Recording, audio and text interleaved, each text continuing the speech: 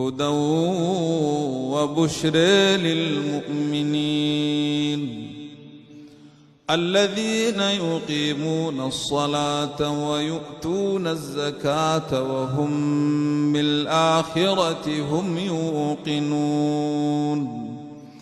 إن الذين لا يؤمنون بالآخرة زينا لهم أعمالهم فهم يعمهون أولئك الذين لهم سوء العذاب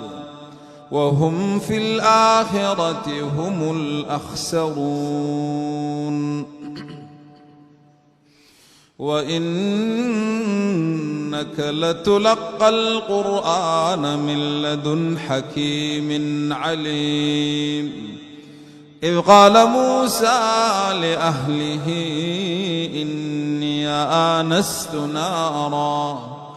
سآتيكم منها بخبر أو آتيكم